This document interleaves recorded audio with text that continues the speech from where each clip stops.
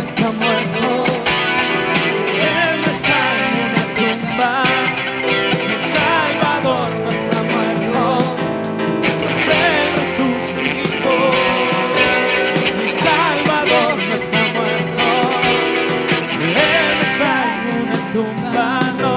Mi Salvador no está muerto, pues Él resucitó. Cristo vive, Cristo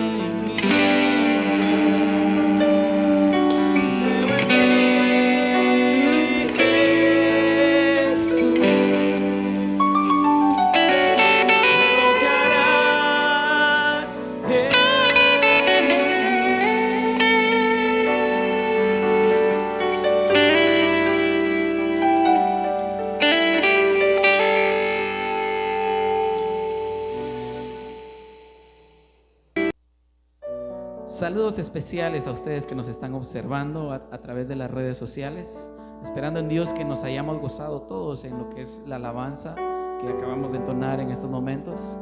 A continuación viene lo que es la palabra del Señor, esperando en Dios sea de más bendición todavía.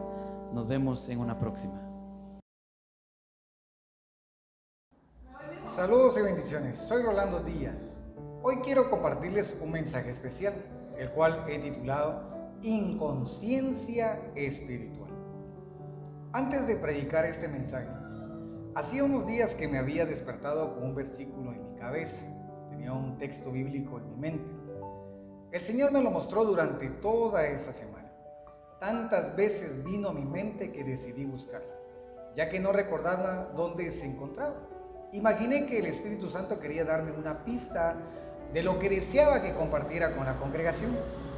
Luego vino otro texto a mi memoria, pero era tan opuesto al anterior que supuse que mi mente estaba fallando o en realidad Dios quería que hallara una conexión entre ambos versículos. Finalmente descubrí lo que el Espíritu Santo me estaba mostrando.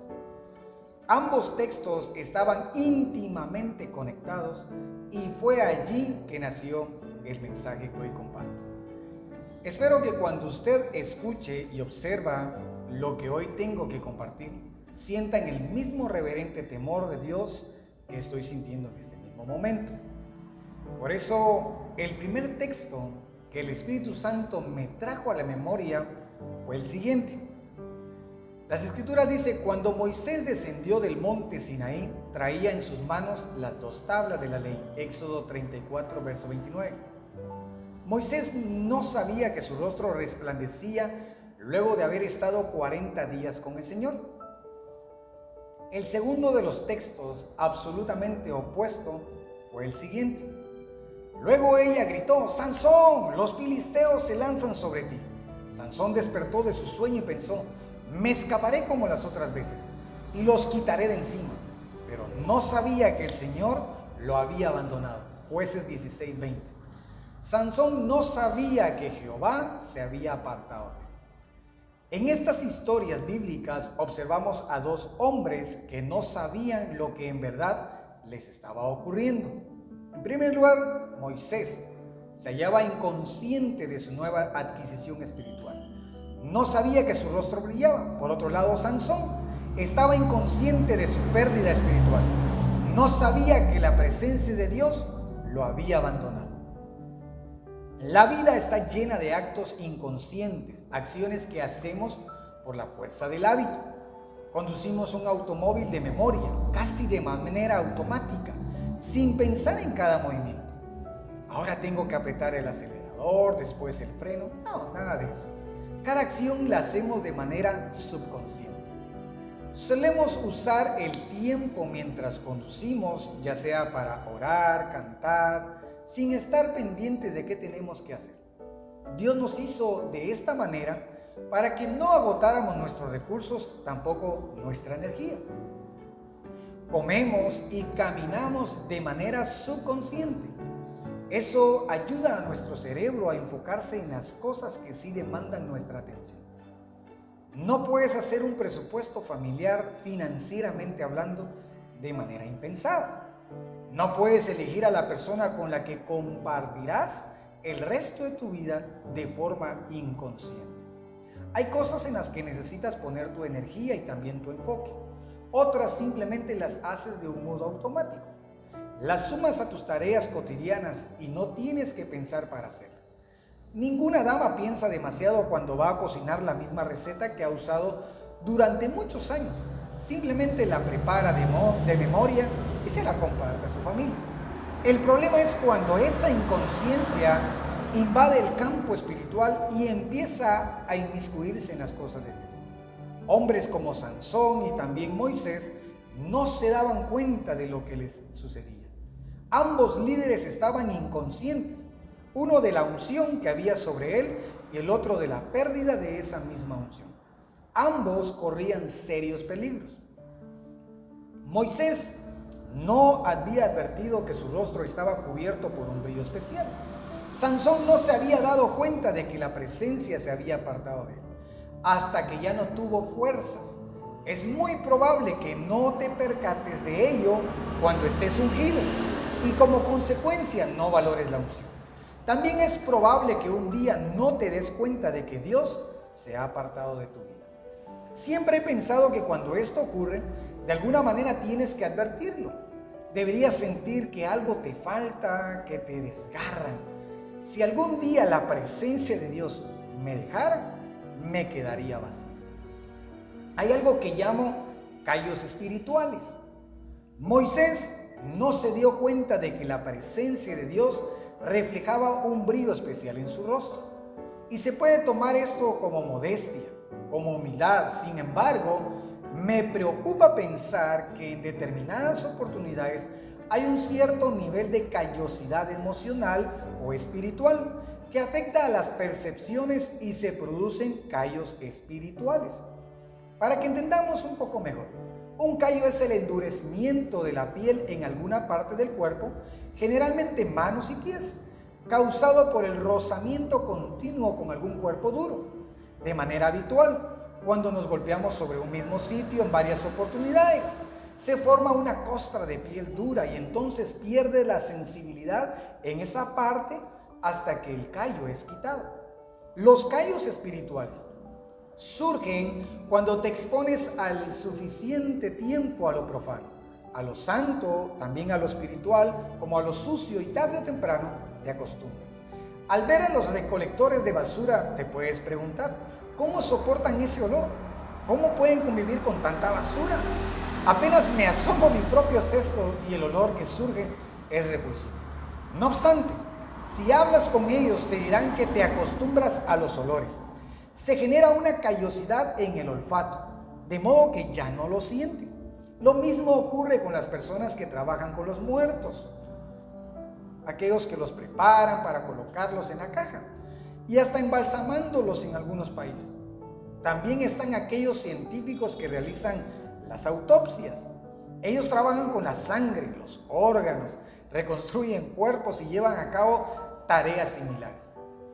Seguramente tú y yo sentimos náuseas de solo pensar. Sin embargo, ellos ya se acostumbraron. Tanto los enfermos como los médicos conviven con la muerte a diario.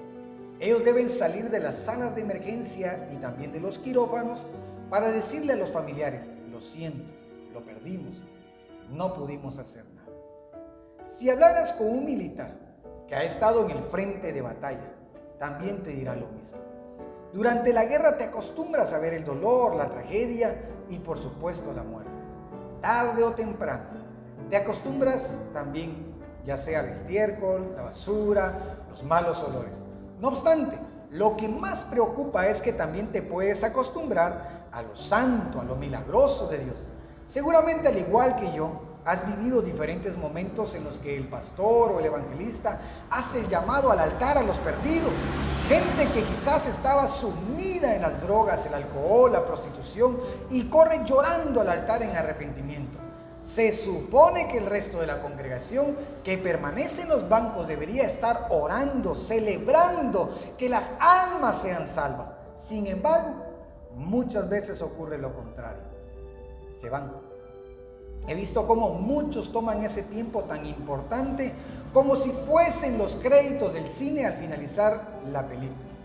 Al momento del llamado toman sus pertenencias y se van, no esperan al final de la reunión ni la última oración. ¿Qué hace que alguien se escape cuando otros pasan al altar llorando arrepentidos? Se trata de personas que estaban por irse al infierno y han redireccionado su vida, pero nadie lo celebra. Esto es el resultado de la callosidad espiritual y emocional en ellos. Lo que ayer nos sorprendía, hoy parece tedioso. Lleven esta ilustración a cualquier ámbito eclesiástico espiritual. Llévenlo a las manifestaciones del Espíritu, a la sanidad. Uno se sorprende la primera vez que ve a un paralítico abandonar la silla de ruedas. Pero si eso ocurre cada fin de semana, la gente bostezará y dirá, otro paralítico más. Esto mismo ocurría en Israel. Imagina ver caer pan del cielo, el maná, una sustancia que te alimenta, tiene nutrientes y te mantendrá vivo durante 40 años. ¿Cómo percibirías tú las cosas de Dios si de pronto el enemigo viene detrás de ti? Estás frente al mar y el mar se abre para que lo cruces por tierra seca. Probablemente pienses, si llegara a tener una experiencia de esas, no abandonaría a Dios jamás. Sin embargo, los israelitas no eran extraterrestres, eran humanos y abandonaron a Dios una y otra vez, puesto que se acostumbraron a los milagros. Hasta llegaron a decir: estamos hartos del maná, cámbianos el menú, tráenos algo mejor. ¿Cómo puede ser que alguien que conozca la presencia de Dios de pronto lo pierda todo? Hasta la compasión por las almas. Me preocupa mucho cuando veo que ya no valoran la presencia de Dios, sino que la dan por hecho sentado. Asumen que durante el servicio habrá una buena palabra, la adoración será maravillosa, sentirán lo que siempre sienten y luego se irán a su casa como un domingo más. Eso a mí me preocupa. Acostumbrarse a la unción es tan peligroso como no darse cuenta de que la perdimos. Acostumbrarse a la presencia de Dios es tan peligroso como una línea trazada muy delgada que va desde ser un niño sorprendido a un adulto profesional que sabe qué botones tocar para que las cosas sucedan. Cuando pierdes la ingenuidad de un niño, la unción deja de ser pura. Cuando dejas de sorprenderte ante la presencia de Dios, pierdes la pureza. Al igual que yo, renueva tu compromiso de que jamás permitirás que lo sagrado se vuelva común, que lo santo se vuelva materia corriente. Mantengamos la conciencia. El sumo sacerdote tenía que entrar con temor y temblor al lugar santísimo, porque ahí se encontraba la presencia de Dios. Toda la experiencia adquirida por las tantas veces de haber ingresado a ese lugar no lo habilitaba para hacerlo sin la conciencia exacta de lo que estaba realizando. No te transformes en un profesional de la fe y dejes de valorar lo importante, aunque sea cotidiano. La palabra dice, el Espíritu dice claramente que en los últimos tiempos algunos abandonarán la fe para seguir a inspiraciones engañosas y doctrinas diabólicas. Tales enseñanzas provienen de embusteros hipócritas que tienen la conciencia encallecida. Primer carta a Timoteo 4:1 y 2. La constante exposición, ya sea a lo sagrado o a lo profano, así como el contacto con ambas cosas, produce callosidades en el corazón humano. No permitas que esto ocurra en tu vida. ¿Y si perdiste la unción y aún no te das cuenta? Es aún más preocupante lo que le ocurre a Sansón. Él estaba con una prostituta y se dijo: no hay problemas, voy a salir de esto como tantas otras veces. En realidad la Biblia afirma que cuando Dalila le gritó: Sansón, los filisteos se lanzan sobre ti, la respuesta de Sansón fue audaz: me escaparé como las otras veces y me los quitaré de encima. Él tenía la seguridad de que había comprado la unción y nunca se apartaría de él.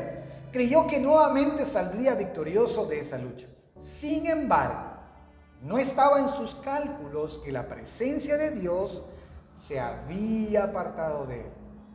La situación de Sansón fue diferente a la de Moisés. Sansón pecó y se arrepintió. Pecó y se volvió a arrepentir. Pecó y se arrepintió de nuevo.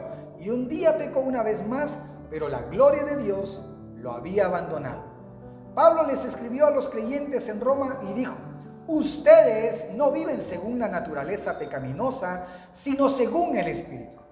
Si es que el Espíritu de Dios vive en ustedes. Y si alguno no tiene el Espíritu de Cristo, no es de Cristo. Romanos 8:9. ¿Qué valoras más en la vida? ¿Los ahorros, las cuentas de retiro, los hijos, la casa o el auto? Si tuvieras que ceder algo de eso, ¿qué negociarías? Entre las cosas que más valoras se encuentra tu relación con Dios. ¿Dónde está tu tesoro? Ahí estará tu corazón. ¿Valoras la presencia de Dios? ¿Serías capaz de decirme: pastor, podría perder mi casa, mi auto, hasta mi familia con dolor, pero no podría soportar vivir sin la presencia de Dios? Es difícil expresarlo. David reconoció que la presencia de Dios era indispensable para él cuando dijo: no me alejes de tu presencia ni me quites tu Santo Espíritu. Salmo 51:11. David tenía dos razones para elevar ese clamor.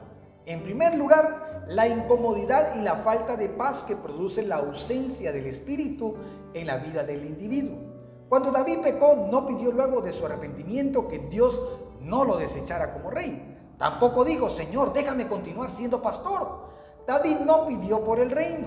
Él dijo: Señor, no quites de mí tu unción, no quites de mí tu espíritu. En segundo lugar, David conocía la historia de un hombre que fue abandonado por el Espíritu Santo. Sí, las Escrituras dicen: el Espíritu del Señor se apartó de Saúl y en su lugar el Señor le envió un espíritu maligno para que lo atormentara. Sus servidores le dijeron: como usted se dará cuenta, un espíritu maligno de parte de Dios lo está atormentando. Así que ordene su majestad a estos siervos suyos que busquen a alguien que sepa tocar el arpa. Así cuando lo ataque el espíritu maligno de parte de Dios, el músico tocará y su majestad se sentirá mejor. Bien, le respondió Saúl, consígame un buen músico y tráiganmelo. Uno de los cortesanos sugirió: conozco a un muchacho que sabe tocar el arpa. Es valiente, hábil guerrero, sabe expresarse y es de buena presencia. Además, el Señor está con él. Su padre es Isaí, el de Belén. Entonces Saúl envió a unos mensajeros a Isaí para decirle: mándame a tu hijo David, el que cuida del rebaño. Así Isaí tomó un asno, alimento, un odre de vino y un cabrito, y se los envió a Saúl por medio de su hijo David. Cuando David llegó, quedó al servicio de Saúl, quien lo llegó a apreciar mucho y lo hizo su escudero. Luego Saúl le mandó este mensaje a Isaí: permite que David se quede a mi servicio, pues me ha causado muy buena impresión. Cada vez que el espíritu de parte de Dios atormentaba a Saúl, David tomaba su arpa y la ejecutaba, tocándola. La música calmaba a Saúl y lo hacía sentirse mejor, y el espíritu maligno se apartaba de él. Primer libro de Samuel, capítulo 16, del verso 14 al 23 lo dice. David no podía olvidar lo que le había sucedido a Saúl. Sabía cómo se sentía una persona que disfrutaba de la presencia de Dios, pero ya no la tenía consigo. David estaba convencido de que no podemos obligar al Espíritu Santo a quedarse si no se siente amado y protegido. Si no hay un lugar donde se sienta así, el Espíritu de Dios irá. ¿Qué eres? ¿Respaldado o aprobado por Dios? ¿Cómo sabes si Dios se apartó de ti? ¿Cómo sabes si lo que tienes es solo el respaldo de Dios y no su aprobación? El respaldo de Dios siempre va a estar. La palabra es predicada, ya sea por disensión, por competencia, aún por envidia. Un pastor está en pecado, se pone en pie frente a una multitud y los milagros pueden ocurrir. Internamente nos decimos: ese hombre debe estar mal o no debe estar mal porque tiene frutos. Sin embargo, esos no son frutos del Espíritu, sino se trata del respaldo de Dios a su palabra, a la fe de aquellos que lo buscan. Los frutos son paz, benignidad, fe, templanza, amor, mansedumbre. Si no conocemos la intimidad de ese hombre, nunca sabremos si tiene el respaldo de Dios o su aprobación. ¿Qué tal si yo soy un gran simulador, un artista y ustedes no lo saben? Mi familia diría: este es un hipócrita. Yo conozco cómo se comporta en casa. Aquí simplemente actúa. Los que están cerca ven los frutos, ven si eres aprobado. La reputación es lo que la gente piensa de mí. El carácter es lo que están cerca de mí. Algunos dirán: Dios me usó, tengo su respaldo, oré por tal persona y fue sanada. No debo estar tan mal. Aunque consuma pornografía, Dios me usa. Algunos lo dirán, solo por poner un ejemplo. Debes saber que el respaldo de Dios estará sobre cualquiera que invoque el nombre del Señor.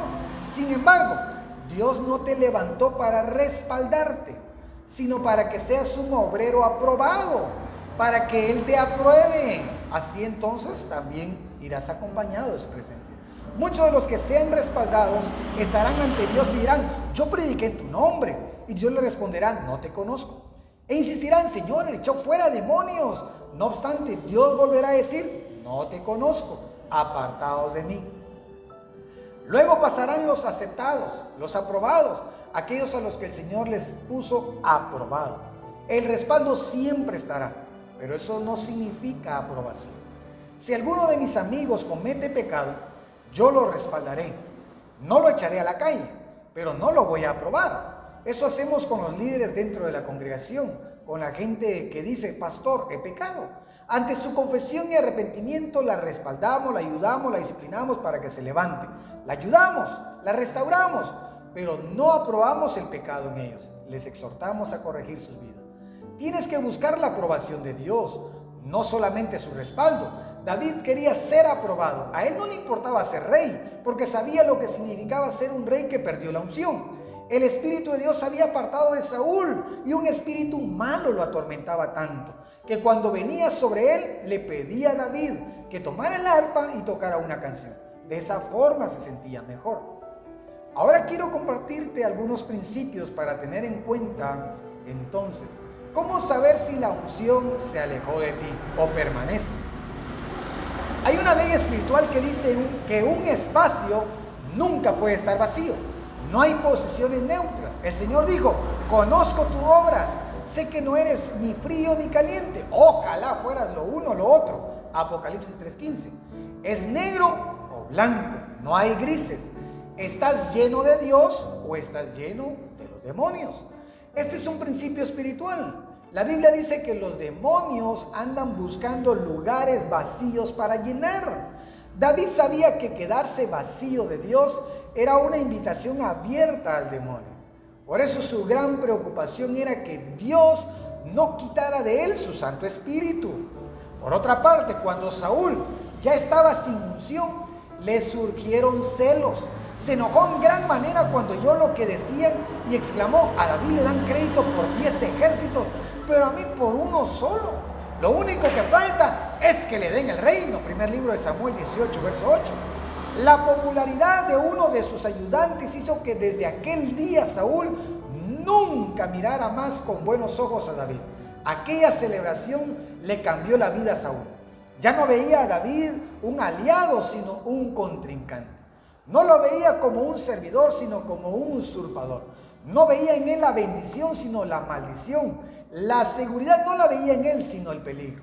Una buena señal para saber si tienes la presencia de Dios en tu vida es que te alegres cuando Dios bendice a otro, aunque la bendición sea mayor que la que tú tienes. Es como un papá que desea que a su hijo le vaya mejor que a él. Ese es un papá sano. Si no es así, hay un gran problema emocional que resolver. Si sientes celos de tu hijo, tienes un serio problema como papá.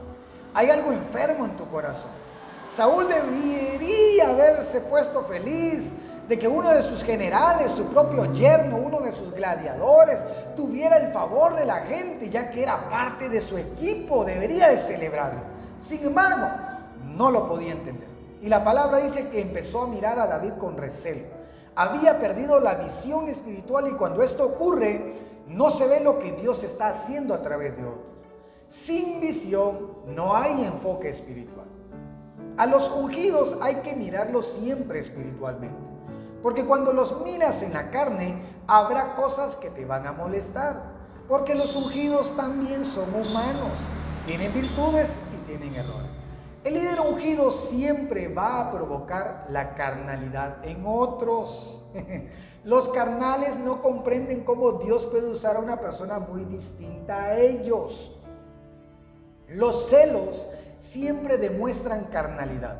Saúl se enfermó de celos por David, porque él sabía que la unción estaba sobre otro. Al día siguiente, el espíritu maligno de parte de Dios se apoderó de Saúl, quien cayó en trance en su propio palacio.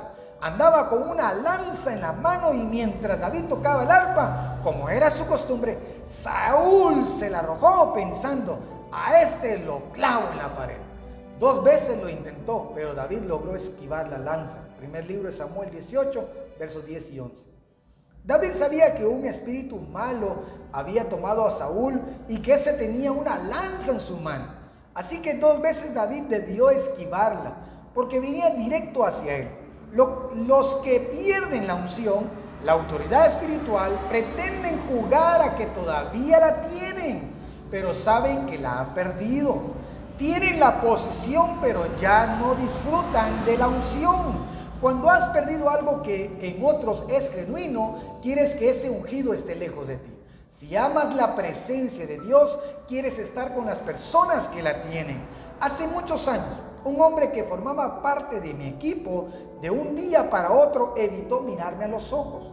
Al principio no lo había notado, pero luego me di cuenta de que siempre estaba mirando para otro lado, nunca de frente. Luego empezó literalmente a evitarme. Ya no hablaba conmigo, solo me mandaba mensajes por intermedio de los demás. En mi interior me preguntaba si quizás ya lo había ofendido, si quizás había hecho algo malo sin darme cuenta. No obstante, luego descubrí que había un pecado atroz en su vida, por lo cual no quería estar conmigo. El que pierde la presencia no quiere estar con los que tienen la unción. La presencia de Dios pone incómodo a los carnales. Sin embargo, al igual que David, debes esquivar las lanzas del que cela lo que hay en ti. Otra señal de que la gloria de Dios te está dejando es la irritabilidad, y el mayor precio lo paga la familia. Al oír esto, Saúl se enfureció con Jonatán, que era su hijo. «Hijo de mala madre», exclamó. «¿Crees que no sé que eres muy amigo del hijo de Isaí? Para vergüenza tuya y de desafortunada madre. Mientras el hijo de Isaí viva en esta tierra, ni tú ni tu reino estarán seguros. Así que manda a buscarlo y tráemelo, pues está condenado a morir». «¿Y por qué ha de morir?», le reclamó Jonatán. «¿Qué mal ha hecho?». Por toda respuesta, Saúl le arrojó su lanza para herirlo, a su propio hijo. Así Jonatán se convenció de que su padre estaba decidido a matar a David. Primer libro de Samuel, capítulo 20, verso 30 a 33. Saúl estaba encendido en ira contra Jonatán, su hijo.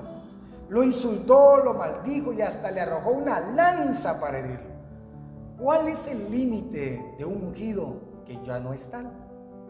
Atacar a su propia familia, mostrarse irritable con la esposa, el esposo, los hijos. Estos son los síntomas que señalan que la presencia de Dios te ha dejado, te ha abandonado. ¿Qué podemos hacer para recuperar entonces la unción? Cuando el siervo de Eliseo se le cayó el hacha, lo primero que dijo fue: «Se me cayó el hacha al río». Él no siguió tratando de demoler el árbol con el mango de un hacha. Es necesario reconsiderar, ajustar y dejar de pretender que todo está bien. Deténganse en los caminos y miren, pregunten por los senderos antiguos, pregunten por el buen camino y no se aparten de él. Así hallarán el descanso anhelado. Pero ellos dijeron: no lo seguiremos. Jeremías 6, verso 16. El Señor también dice: «Y les daré un corazón y un camino para que me teman perpetuamente, para que tengan bien ellos y sus hijos después de ellos. Y haré con ellos pacto eterno, que no me volveré atrás de hacerles bien y pondré mi temor en el corazón de ellos, para que no se aparten de mí». Jeremías 32, verso 39 al 40. Dios nos dará un corazón y un camino, ni uno, ni dos, ni tres, solo uno, un pacto eterno con nosotros. No se volverá atrás y pondrá su temor en nuestro corazón, para que nunca nos apartemos de Él. Él permanecerá con nosotros. Hay un solo camino para recuperar la presencia de Dios. Una mañana de un día como hoy, antes de que la lámpara de Dios se apague en tu vida, habrá una llamada de atención. Hay alarmas sonando en la vida del que peca, del que roba, del que codicia. El Espíritu Santo no es un traidor. De alguna forma te va a avisar, te va a redarguir. Las Escrituras declaran: Samuel dormía en el santuario del Señor, donde se encontraba el arca de Dios. La lámpara de Dios todavía estaba encendida. Primer libro de Samuel, capítulo 3, verso 3. La lámpara tipificaba la viva presencia de Dios en el templo. Era lo único que tenía que hacer Israel para que la gloria no se fuera. Pablo le dijo a Timoteo: te recomiendo que avives la llama del don de Dios que recibiste cuando te impuse las manos. Segundo carta de Timoteo 1:6. Dios le dijo a los profetas: Ordénales a los israelitas que te traigan aceite puro de oliva para que las lámparas estén siempre encendidas. Aarón y sus hijos deberán mantenerlas encendidas toda la noche en presencia del Señor, en la tienda de reunión, fuera de la cortina que está entre el arca del pacto. Esta ley deberá cumplirse entre los israelitas siempre, por todas las generaciones. Éxodo 27, verso 20 al 21. La fórmula para que la presencia de Dios no te deje no es la píldora dominguera. Vengan al servicio, lean la Biblia, hagan un par de oraciones y llámenme en la mañana. No funciona así. La presencia de Dios permanece donde las lámparas arden continuamente. Cuidar la unción abarca las decisiones de cada día, tu devocional diario, tu intimidad con el Señor. Debes ponerla a buen recaudo con las pequeñas elecciones diarias. Necesitas tomar una decisión a la vez, aunque sea pequeña. Eso también es crecer. Aun si se trata de líneas erráticas, hay decisiones diarias que te acercan a la presencia. Por ejemplo, decide reunirte una vez a la semana con toda la familia para juntos tener un tiempo de devoción a Dios. Otra decisión puede ser quitar el control remoto del centro de actividades familiares y poner una Biblia para que la lean y sea el último pensamiento antes de ir a dormir. También puedes decidir poner la Biblia al lado de la cafetera para que con la primera persona que hables en la mañana, antes del café, por supuesto, sea con Dios. Son pequeñas decisiones cotidianas. Valora al Espíritu Santo cada día y sabrás que la presencia de Dios no te dejará. Evita que te ocurra lo que a Sansón, cuando un día descubrió que ya no tenía más fuerza. Hay un hombre que es el más triste de toda la Biblia. A mí me llamó la atención. Ese nombre es Icabod. La palabra así lo revela. Su nuera, la esposa de Fines, estaba embarazada y próxima a dar a luz. Cuando supo que el arca de Dios había sido capturada y que tanto su suegro como su esposo habían muerto, le vinieron los dolores de parto y tuvo un alumbramiento muy difícil. Al verla agonizante, las parteras que la atendían le dijeron: «Anímate, que has dado a luz un niño». Ella no respondió, ni siquiera les hizo caso. Pero por causa de la captura, dice la Escritura, de la captura del arca de Dios y por la muerte del suegro y del esposo, le puso al niño el nombre de Icabod para indicar que la gloria de Israel había sido desterrada. Exclamó: «Se han llevado la gloria de Israel, el arca de Dios ha sido capturada». Primer libro de Samuel, capítulo 4, verso 19 al 22. Cuando el arca fue robada, la nuera del sacerdote Elí dio a luz a su hijo y le puso por nombre Icabod, que significa: la presencia de Dios ha sido capturada. Mi gente, yo mismo he ido a muchas iglesias sin arca, sin presencia de Dios, como también a otras que sí lo hay. He asistido a congregaciones que carecen de la unción divina. He escuchado miles de coros sin vida y sin poder. He cantado himnos aburridos. Oí cientos de mensajes vacíos y manipuladores, donde ni siquiera el predicador creía en lo que les exigía a los demás que creyeran. No tiene sentido continuar con prácticas espirituales estériles. Si Dios te permite estar al timón de una iglesia, nunca dejes que lo sagrado se vuelva común. Si formas parte de una iglesia muerta, huye por tu vida, busca pastos frescos, busca alimento, busca vida. Sin embargo, por sobre todas las cosas, nunca permitas que la presencia de Dios se vaya de ti. A lo que es aún peor, nunca la subestimes y la des por garantizada. No sea que en el cielo a ti te digan: «Apartado de mí, hacedor de maldad, no te conozco». Ánimo, mi gente, sigamos adelante, busquemos la presencia de Dios, sirvamos con un corazón agradecido, con temor y respeto delante de la presencia del Señor. No demos por hecho sentado a la presencia, tampoco descuidemos la presencia de Dios. No solo hay que ser respaldados, hay que ser respaldados y aprobados por Dios. Dios siempre va a respaldar su palabra. Dios siempre va a respaldar sus promesas. Dios siempre va a respaldar sus mandamientos, sus estatutos, sus preceptos. Dios siempre va a respaldar la fe de otros. Dios siempre va a respaldar lo que Él ha exclamado con su boca. Pero no se trata de solo ser respaldados. Se trata de ser siervos ungidos, respaldados pero aprobados por Dios, donde Dios diga, bien, hecho siervo, fiel, en lo poco me fuiste fiel, sobre mucho te pondré. Esa es la esperanza de todo aquel que le sirva al Señor. Ser respaldado, pero siendo aprobado por Dios. Ánimo, mi gente. Valoremos la unción, valoremos la presencia. Amemos a Dios con todo nuestro corazón, con toda nuestra mente, con toda nuestra alma, con todas nuestras fuerzas. Sirvámosle, sigamos adelante, no nos detengamos, porque un día glorioso nos espera. Adelante con Cristo. Soy Rolando Díaz, deseándote éxitos y bendiciones, y nos vemos la próxima vez.